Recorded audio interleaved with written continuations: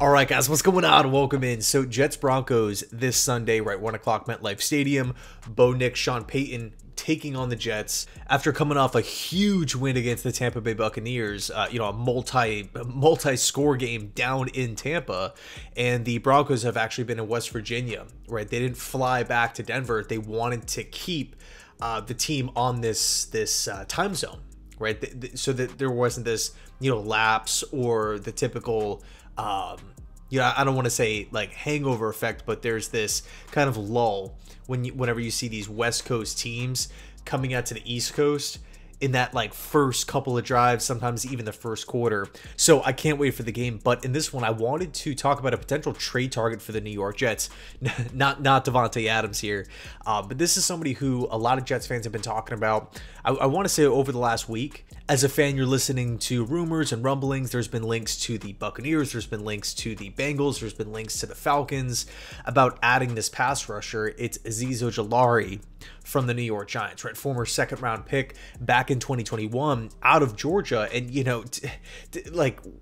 after his rookie year, he really looked like a consistent pass rusher off the edge, right? 8.5 sacks, again, in year one. That's crazy. 6'3", 240 pounds with explosive speed off the edge, right? He was a fantastic leader back at the collegiate level. One of the biggest talking points back, in 2021 in the pre-draft process was that Azeez was such a good leader. He was such a good clubhouse guy that he was actually the first freshman captain ever named by Kirby Smart, ever. At Georgia.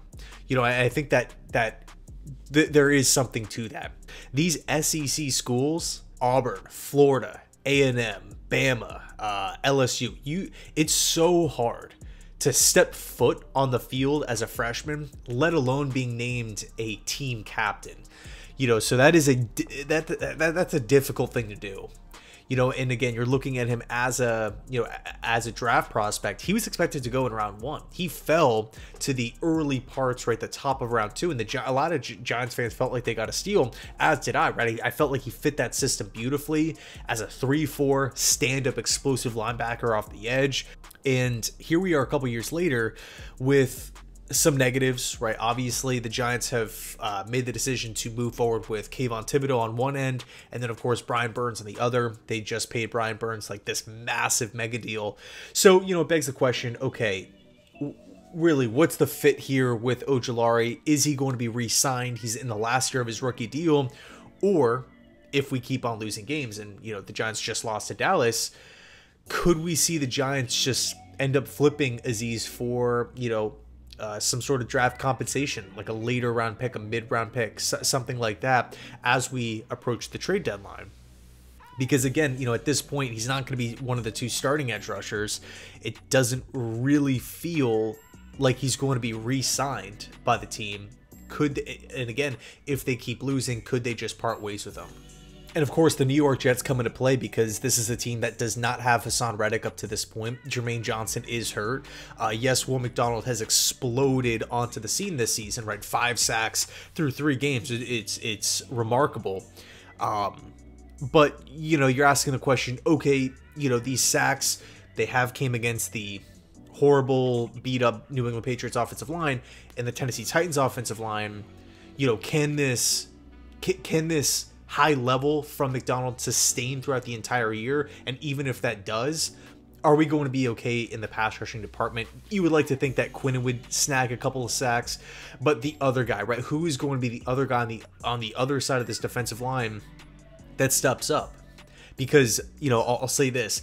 If this trend continues, right, where McDonald is doing his thing and every week he's getting the backfield, he's affecting the quarterback, not necessarily saying he has to have multiple sacks every week, but he can, he's consistently beating tackles, but we're not having any other much production from the the opposite side here. offenses are going to pick up on that, and they're going to realize that, you know what, we can put everybody else on a one-on-one, again, maybe outside of Quinnen, but we can go out and chip McDonald. We can make sure that he does not get involved in the passing game. And so because of that, there has been some questions of, from the fan base on what's going to happen, what's the best route moving forward. Is somebody going to step up? McGregor, Eric Watts, Tack McKinley, somebody like that. Will Haason Reddick get signed? Will the Jets maybe sign a free agent edge rusher on a cheap deal, like a cheap 1-year kind of rental deal, like a Unique Ngakoue? And he was the guy that everybody was pointing to, but then he's just signed a deal with, I believe, the Baltimore Ravens, so he's off the off the table. Carl Lawson, of course, that was another guy. He's back with Dallas. So what's another alternative? You could potentially look to the trade market. And Clowny has been mentioned because the Carolina Panthers have, obviously started off as a 1-2 football team. They're not really projected to win the division. If Carolina can, if they find themselves with, 2-3 wins at the trade deadline by week 8, week 9, they could potentially deal a veteran win-now piece in Jadeveon Clowney, and the Jets already had interest in Clowney to begin with. For whatever reason, they did not get a deal done, and then the Jets opted to go trade for Reddick.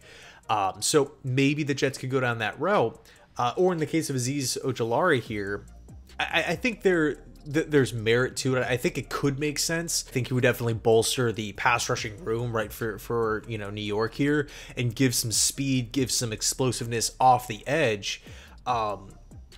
I do think that would benefit this football team, but to be honest with you, I do think there are maybe some better fits for Ojulari from a personal standpoint. I think Arizona makes a lot of sense. Todd Bowles and his 3-4 defense in Tampa makes a lot of sense. I think the Ravens defense makes sense for Ojulari, but he could worry about that stuff when he hits free agency, right? If the Giants are going to be trading Azeez Ojulari, they're not going to be, having this. I mean, I guess there's a chance that they can do like this big sit down and, figure out a list of where, Ojulari would prefer to go. But, if the Jets come in with a solid offer, the Giants feel comfortable with it, I could very well see them moving on. As much as I like Azeez, and by the way, 24 years old. So, if people are thinking that he's a finished product, I would disagree. I think he still has room left to grow. I think he has a lot of football left in the tank. But, there are unfortunately a couple cons here. Number one, he has dealt with some injuries. Number two, the production literally dips every year. 8.5 sacks rookie in year 1, 5.5 in year 2. I think he had 3.5 or 2.5 in year 3, and then 1 so far this season.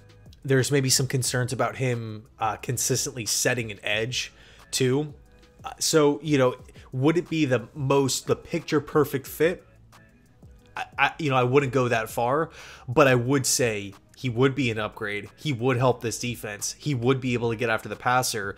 And, again, if the plan is to just not sign Reddick and Reddick's plan is to not sign with the Jets, then obviously Jermaine Johnson is dealing with an Achilles, so it's not like he's going to be back in a couple of weeks.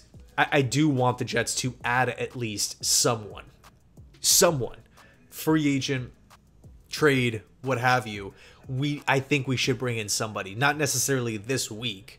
I think the Jets will be okay, against Denver. But I think as the season trickles on, right, when we start getting to those, the games approaching the trade deadline, and you really have a good idea on how the team looks. And I mean, God forbid anybody else gets hurt, right? What happens if Will McDonald gets hurt against the Broncos or against the Vikings or the Steelers or the Bills?